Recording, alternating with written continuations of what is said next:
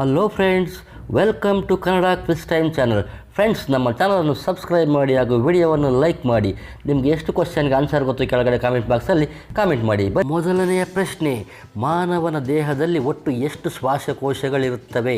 Option A 2 ಶ್ವಾಸಕೋಶ, option B 4 ಶ್ವಾಸಕೋಶ, option C 5 ಶ್ವಾಸಕೋಶ, ಆಪ್ಷನ್ ಡಿ 3 ಶ್ವಾಸಕೋಶ.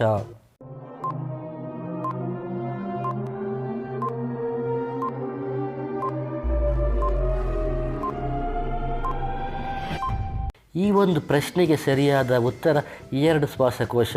ಹೌದು ಸ್ನೇಹಿತರೆ, ಮಾನವನಿಗೆ ಒಟ್ಟು 2 ಶ್ವಾಸಕೋಶಗಳಿರುತ್ತವೆ. ಒಂದು ಎಡಭಾಗದಲ್ಲಿದ್ದರೆ ಇನ್ನೊಂದು ಶ್ವಾಸಕೋಶ ಬಲಭಾಗದಲ್ಲಿರುತ್ತದೆ. ಎರಡನೆಯ ಪ್ರಶ್ನೆ, ಮಾನವನ ದೇಹದಲ್ಲಿ ಒಟ್ಟು ನೀರಿನ ಪ್ರಮಾಣ ಎಷ್ಟಿರುತ್ತದೆ? ಆಪ್ಷನ್ ಎ 20ರಿಂದ 30%, ಆಪ್ಷನ್ ಬಿ 60ರಿಂದ 70%, ಆಪ್ಷನ್ ಸಿ 50%, ಆಪ್ಷನ್ ಡಿ 70ರಿಂದ 80%.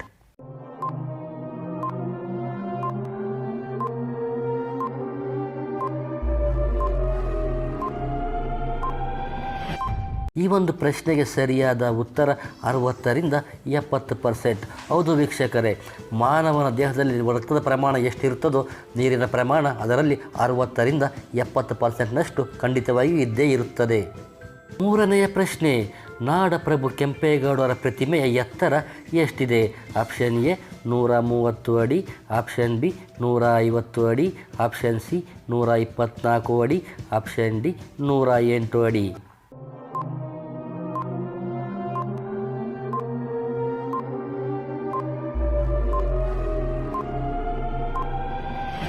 ಈ ಒಂದು ಪ್ರಶ್ನೆಗೆ ಸರಿಯಾದ ಉತ್ತರ 108 ಅಡಿ.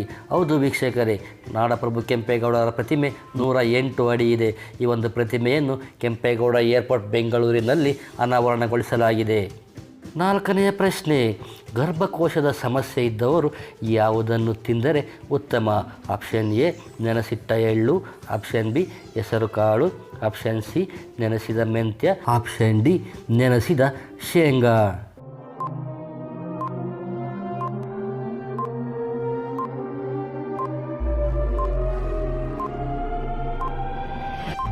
ಈ ಒಂದು ಪ್ರಶ್ನೆಗೆ ಸರಿಯಾದ ಉತ್ತರ ನೆನೆಸಿದ ಮೆಂತ್ಯ.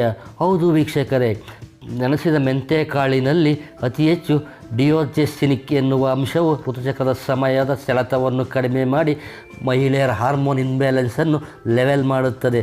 ಮತ್ತು ಮೆಂತ್ಯೆಯಲ್ಲಿ ಉನ್ನತ ಮಟ್ಟದ ಮೆಗ್ನೀಷಿಯಂ ಅಂಶಗಳಿವೆ. ಹೀಗಾಗಿ ಗರ್ಭಕೋಶದ ಸಮಸ್ಯೆ ಇದ್ದವರು ನೆನೆಸಿದ ಮೆಂತ್ಯ ಕಾಳಿನ ಸೇವನೆ ಮತ್ತು ನೆನೆಸಿದ ಮೆಂತ್ಯ ಕಾಳಿನ ನೀರನ್ನು ಸೇವನೆ ಮಾಡುವುದು ಉತ್ತಮ. ಐದನೆಯ ಪ್ರಶ್ನೆ, ರಕ್ತ ಹೆಪ್ಪುಗಟ್ಟುವುದನ್ನು ತಡೆಯಲು ಯಾವ ತರಕಾರಿಯನ್ನು ತಿನ್ನಬೇಕು? ಆಪ್ಷನ್ ಎ ದಪ್ಪ ಮೆಣಸಿನಕಾಯಿ, ಆಪ್ಷನ್ ಬಿ ಬದನೆಕಾಯಿ, ಆಪ್ಷನ್ ಸಿ ಹಾಗಲಕಾಯಿ, ಆಪ್ಷನ್ ಡಿ ಬೆಂಡೆಕಾಯಿ.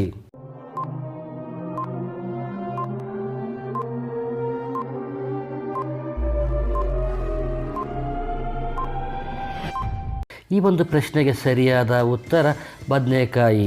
ಹೌದು ವೀಕ್ಷಕರೇ, ರಕ್ತ ಹೆಪ್ಪುಗಟ್ಟುವುದನ್ನು ಅತಿ ಹೆಚ್ಚು ತಡೆಗಟ್ಟಲು ಬದನೆಕಾಯಿಯನ್ನು ಸೇವಿಸುತ್ತಾರೆ, ಇದು ದೃಢಪಟ್ಟಿದೆ. ಸ್ನೇಹಿತರೆ, ಇದೇ ರೀತಿ ಒಂದು ಕ್ವಿಜ್ ವಿಡಿಯೋಗಳಿಗೆ ನಮ್ಮ ಚಾನಲನ್ನು ಸಬ್ಸ್ಕ್ರೈಬ್ ಮಾಡಿ. ನಮ್ಮ ಚಾನಲ್ಗೆ ನಿಮ್ಮ ಬೆಂಬಲ ಅತಿ ಮುಖ್ಯ. ಹಾಗೆ ವಿಡಿಯೋವನ್ನು ಕೂಡ ಲೈಕ್ ಮಾಡಿ. ಮುಂದಿನ ವಿಡಿಯೋದಲ್ಲಿ ಮತ್ತೆ ಭೇಟಿಯಾಗೋಣ. ಧನ್ಯವಾದಗಳು.